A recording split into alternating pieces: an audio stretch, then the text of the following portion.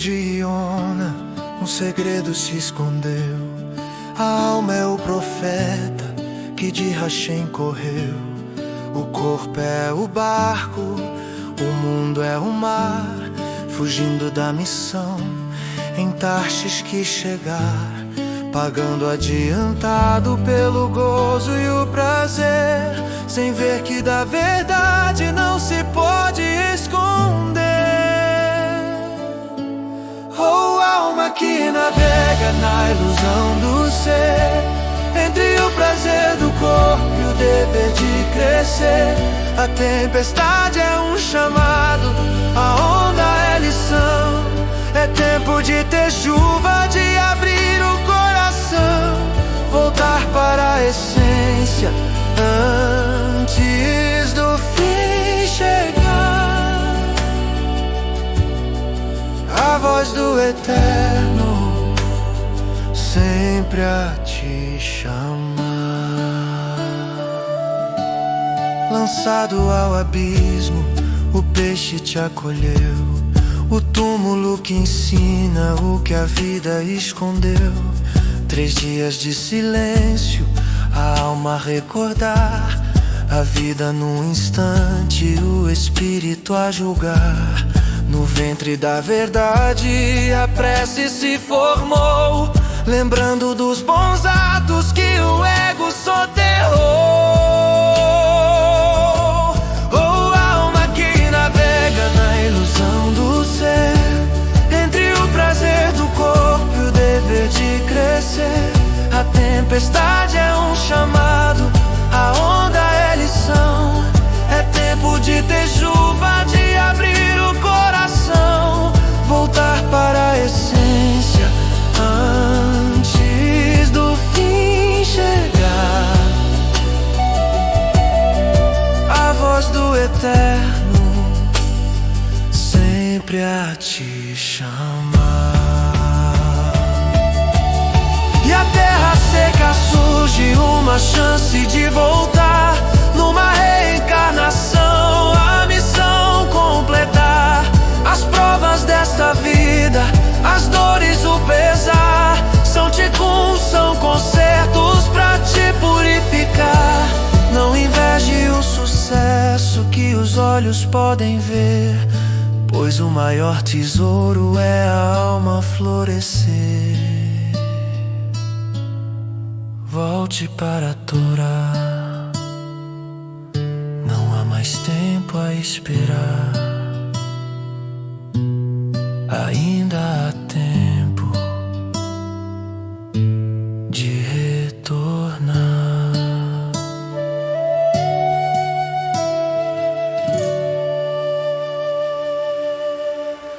Bem-vindos à nossa conversa de hoje. Olha, temos aqui um material fascinante que pega uma história bíblica super conhecida, a de Jonas, sabe? Mas olha por um ângulo, nossa, totalmente diferente. O da Kabbalah. A base é um ensinamento do Moré André Clem Rosa, que se apoia em interpretações bem profundas como as do Rabino Eliyahu de Vilna, o Gaon de Vilna, e do Zohar. Aquela história do profeta que foi engolido pelo peixe. Então aqui ela vira quase uma jornada épica da alma. Exato. Normalmente a gente pensa nele só como o profeta fujão, né? Que tentou escapar de Deus. Isso. Mas essa visão cabalista, ela diz que essa narrativa é tipo um mapa da nossa própria existência. Fala de missão de vida, o que vem depois da morte, purificação, reencarnação. Parece muita coisa, né? Mas é uma leitura muito rica. Com certeza. Então, bora lá. Vamos tentar entender isso juntos. Qual seria a primeira chave, assim, para decifrar essa alegoria toda? Bom, a chave principal que o Moré André Clem Rosa apresenta é a analogia central. Jonas, ou Iona em hebraico, na verdade, representa a alma. A nossa alma mesmo. A alma humana. Isso. Uma alma que foi enviada para cá, para este mundo, com um propósito, sabe? Uma missão específica para cumprir, para se aperfeiçoar e também para o bem de tudo. Entendi. Jonas é a alma, ok, e o resto? O barco, o mar agitado. Então, seguindo essa lógica, o barco onde Jonas entra para fugir, ele simboliza o nosso corpo físico. Ah, o corpo? É, o nosso veículo temporário aqui nesta vida. E o mar? Aquele mar bravo. Bom, esse é o mundo material mesmo, com toda a turbulência, os desafios, as distrações. São as ondas, né? Que ficam jogando a gente de um lado para o outro. Faz sentido. Então, quando Jonas desce para o porão do navio, seria a alma se afundando mais na matéria? Tipo, se escondendo dentro do corpo? Exatamente. E a tentativa de fugir para Tarsis, ignorando o chamado de Deus para ir a Nínive, isso reflete uma coisa muito nossa, muito humana, né? Que seria? Aquela tendência de seguir os nossos próprios desejos, os impulsos, as ambições. E aí, muitas vezes, a gente acaba se desviando do nosso propósito espiritual maior, daquilo que a alma veio realmente fazer aqui. Tem um detalhe no texto que eu achei curioso. Diz que Jonas pagou o valor inteiro da passagem. Acaba lá ver algum significado nisso? Não parece algo trivial? De jeito nenhum. É um detalhe importante.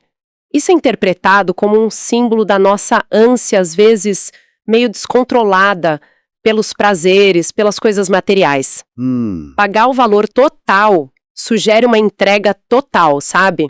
Irrestrita a esses desejos, como se ele quisesse comprar a experiência do mundo toda de uma vez, sem pensar nas consequências ou no propósito original da viagem da alma. Mas essa fuga, essa entrega toda, não fica por isso mesmo, né? Vem a tempestade na história. Como a Kabbalah interpreta isso? Essa tempestade, esse vento forte que Hashem envia, ela é associada ao atributo da Guvurá, a justiça divina. Justiça divina. Tipo um castigo? Não necessariamente um castigo vingativo, sabe? É mais como uma resposta natural do sistema. Do cosmos. Uma resposta à desconexão de Jonas com a missão dele. O Moré André Kleim Rosa até conecta isso, em um primeiro nível, com as dificuldades que a gente enfrenta. Doenças, problemas. Entendo. Seriam como um alerta. Isso. Um chamado inicial ao arrependimento, a techuvá, para voltar para o caminho certo, né? Interessante. A dificuldade como um chamado, não só punição. E os marinheiros no barco? Quem são eles nessa alegoria toda? Os marinheiros, eles podem ser vistos como os diferentes aspectos que comandam nosso corpo, nossa vida. A mente, as emoções, os sentidos. Faz sentido. E quando a tempestade, a crise, a doença grave chega, eles entram em pânico. Começam a jogar a carga do navio no mar, né? Sim. Isso simboliza a pessoa que, quando encara a finitude ou uma dificuldade muito grande, começa a se desapegar de bens materiais, de preocupações que antes pareciam essenciais, de status. A crise meio que força a gente a reavaliar o que importa de verdade. E enquanto tá essa confusão toda, tempestade lá fora, os marinheiros desesperados, Jonas está dormindo no porão. É uma imagem muito forte, né? Extremamente forte. Jonas dormindo ali representa a alma adormecida dentro do corpo, talvez no fim da vida, quem sabe, totalmente alheia à turbulência espiritual, desconectada da própria situação. É um estado perigoso de inércia espiritual. Até que o capitão acorda ele. Quem seria o capitão, então? O capitão do navio geralmente é associado ao coração, a sede da nossa consciência, da intuição. O coração. É o coração que percebe o perigo e tenta despertar a alma, o Jonas, com aquele grito: levanta-te e clama ao Eterno. É um chamado urgente para se reconectar espiritualmente. Talvez a última chance antes que seja tarde demais. E esse despertar leva ao quê? Os marinheiros jogam sortes para achar o culpado e cai justamente no Jonas. Isso aponta para a responsabilidade, né? Exatamente. O sorteio caindo no Jonas simboliza aquele momento em que a responsabilidade pela situação difícil recai sobre a própria alma. Mas por quê? A alma é culpada? Não que a alma seja má em si, mas ela tinha o potencial de guiar o corpo para o bem, né? E talvez tenha falhado nisso. As ações do corpo ou as omissões acabam sendo atribuídas à alma que está ali dentro. E o medo dos marinheiros, quando descobrem a verdade sobre Jonas, reflete o reconhecimento, mesmo que tardio, do julgamento divino sobre nossos atos. A situação fica insustentável e eles jogam Jonas no mar. Na alegoria, isso é um ponto de virada e tanto. O que representa? Jogar Jonas no mar é a representação da morte física, o momento em que a alma se separa do corpo. Certo. E aí que a coisa fica interessante mesmo. Um peixe enorme, enviado por Deus, engole Jonas. Esse peixe, segundo a interpretação do Gaon de Vilna, que a fonte cita, tem um simbolismo duplo. Duplo? Como assim? Ele representa o túmulo, o lugar físico onde o corpo vai parar, mas também representa o anjo que conduz a alma depois da morte. Nossa. Então ser engolido pelo peixe não é só um castigo. É o começo de outra fase para a alma. É a transição para o que a Kabbalah chama de Olam HaEmet, o mundo da verdade. A situação fica insustentável e eles jogam Jonas no mar. Na alegoria, isso é um ponto de virada e tanto. O que representa? Jogar Jonas no mar é a representação da morte física, o momento em que a alma se separa do corpo. Certo? E aí que a coisa fica interessante mesmo. Um peixe enorme, enviado por Deus, engole Jonas. Esse peixe, segundo a interpretação do Gaon de Vilna, que a fonte cita, tem um simbolismo duplo. Duplo, como assim? Ele representa o túmulo, o lugar físico onde o corpo vai parar, mas também representa o anjo que conduz a alma depois da morte. Nossa. Então ser engolido pelo peixe não é só um castigo. É o começo de outra fase para a alma. É a transição para o que a Kabbalah chama de Olam HaEmet, o mundo da verdade. A situação fica insustentável e eles jogam Jonas no mar. Na alegoria, isso é um ponto de virada e tanto.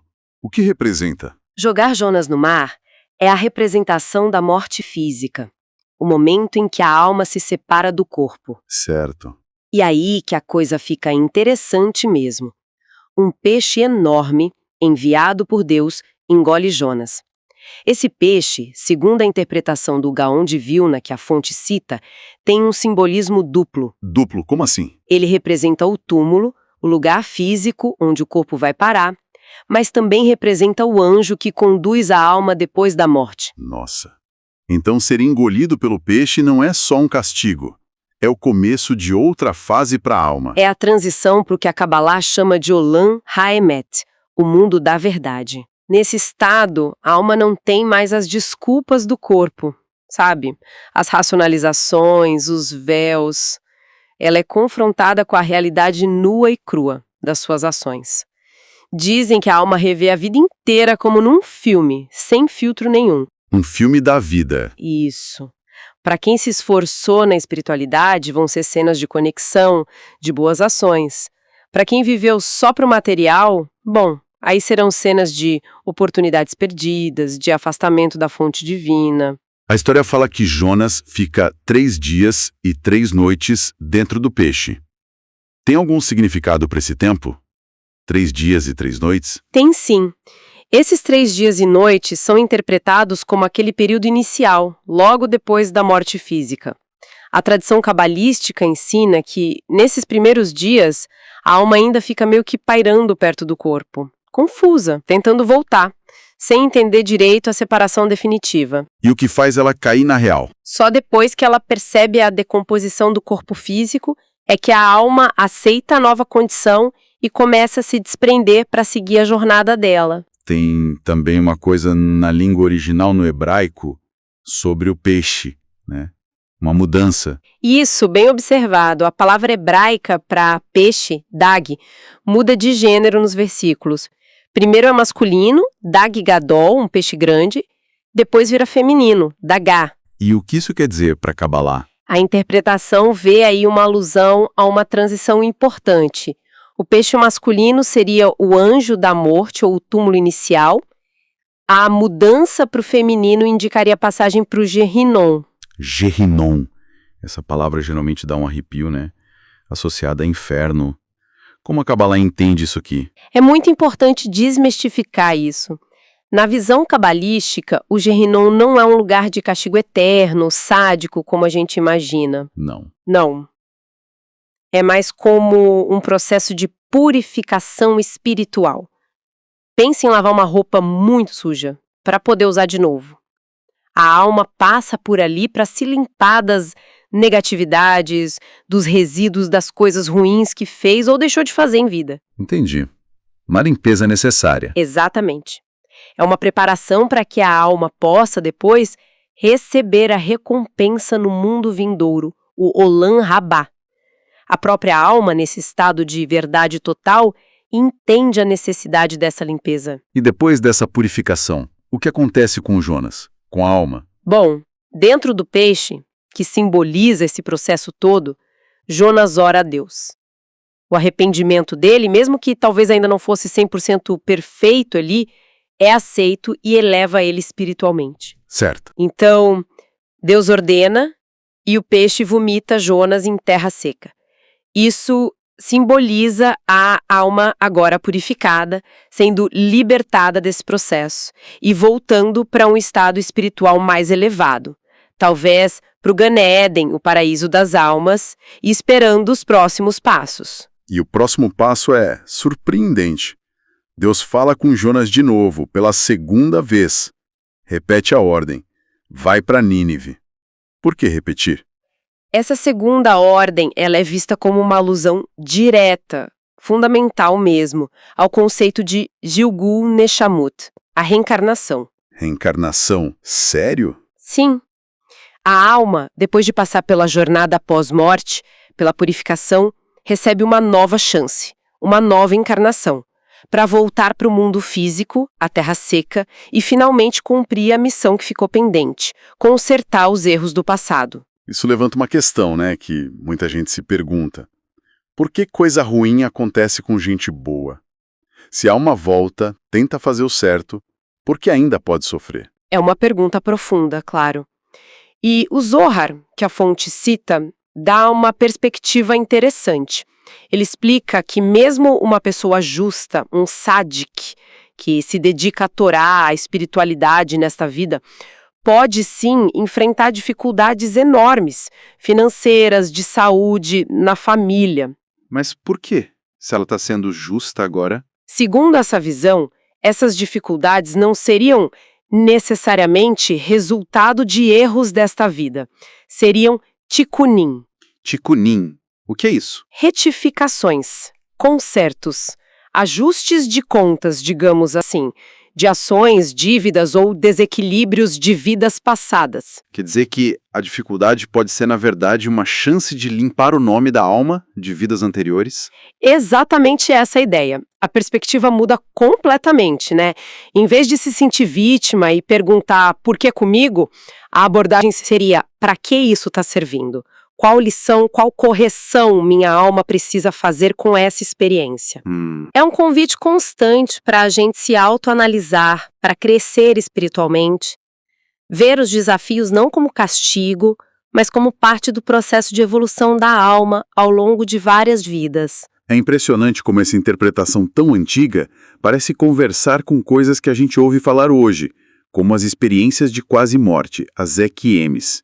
A fonte até menciona pesquisa sobre isso. Sim, o Mori André Klein Rosa cita pesquisadores como Kenneth Ring e outros que estudaram milhares de relatos de pessoas que tiveram morte clínica e voltaram. E o fascinante é a consistência, né? O que eles relatam de parecido? Muita coisa.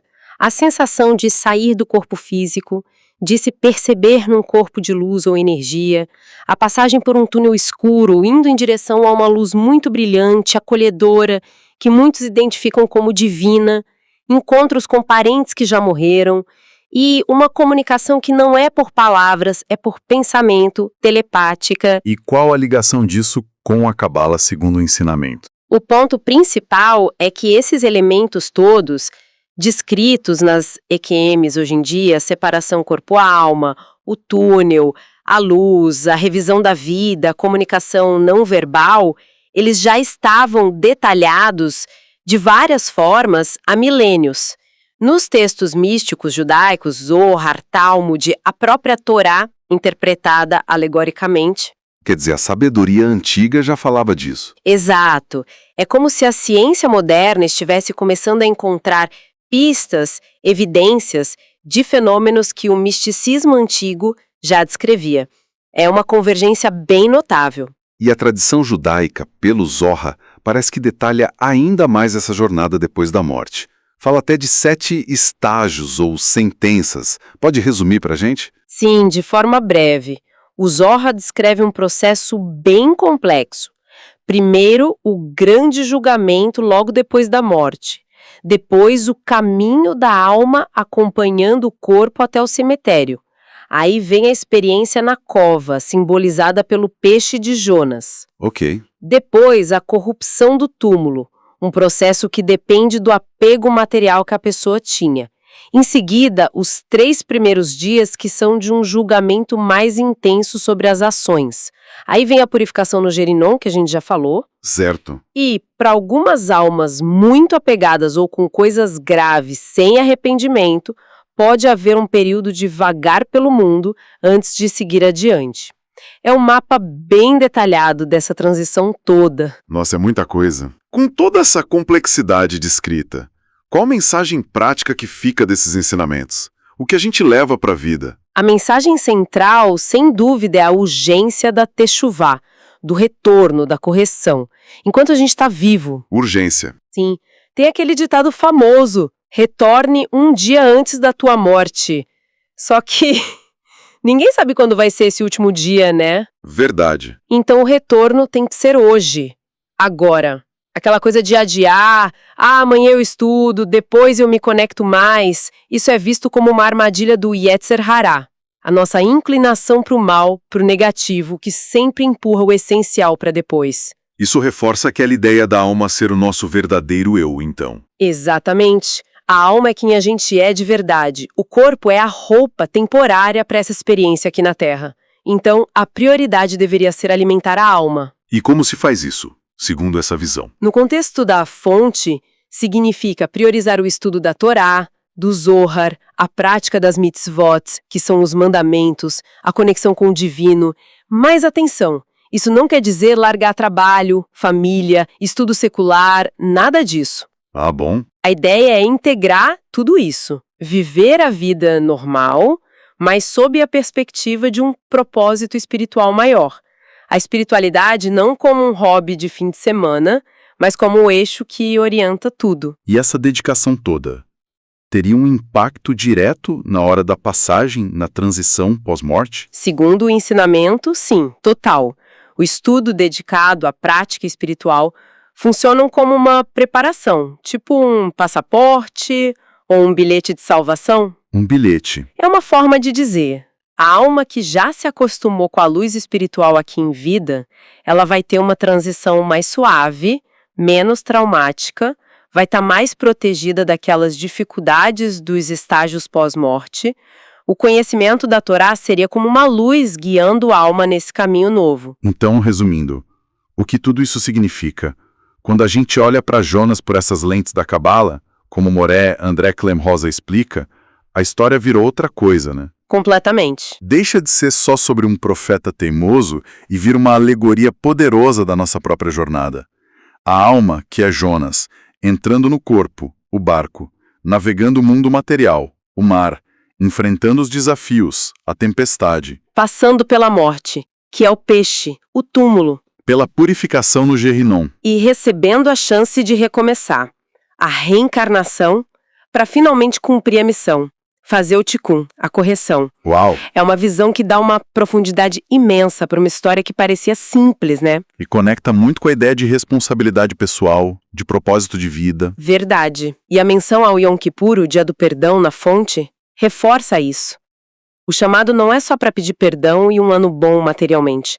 É para buscar força interior, para a alma crescer, para aprofundar a conexão com Deus, sabendo que nossas escolhas têm ecos que vão além dessa vida. Isso deixa a gente com uma reflexão final, eu acho, baseada nessa jornada do Jonas.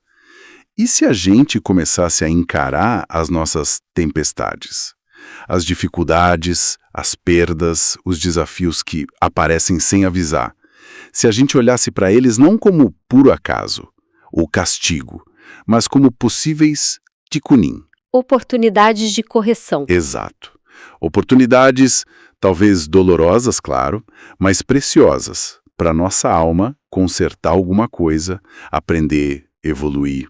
Como será que essa mudança de olhar poderia transformar o jeito que a gente navega esses mares, às vezes tão turbulentos da nossa própria vida?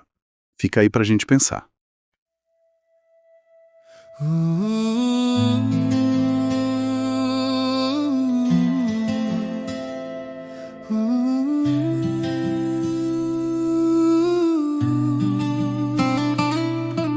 No livro de Iona, um segredo se escondeu. A alma é o profeta que de Rachem correu. O corpo é o barco, o mundo é o mar, fugindo da missão em Tarshish que chegar, pagando adiantado pelo gozo e o prazer, sem ver que da verdade não se pode esconder.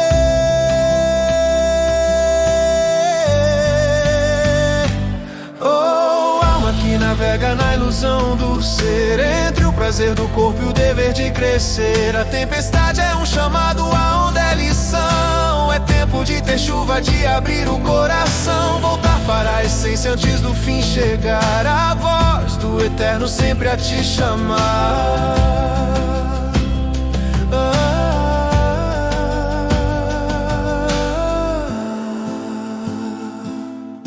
Lançado ao abismo, o peixe te acolheu. O túmulo que ensina o que a vida escondeu. 3 dias de silêncio, a alma recordar a vida num instante, o espírito a julgar. No ventre da verdade a prece se formou, lembrando dos bons atos que o ego soterrou.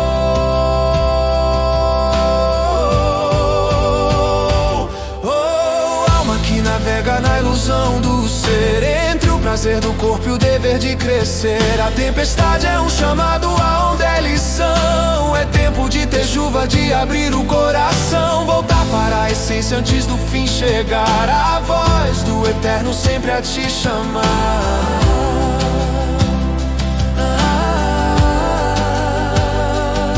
E a terra seca surge uma chance de voltar, numa reencarnação a missão completar. As provas desta vida, as dores, o pesar são tikkun, são concertos pra te purificar. Não inveje o sucesso que os olhos podem ver, pois o maior tesouro é a alma florescer.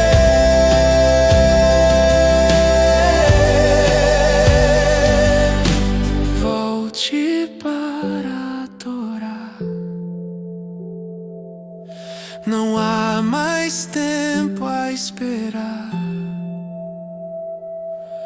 Ainda há tempo de retorno.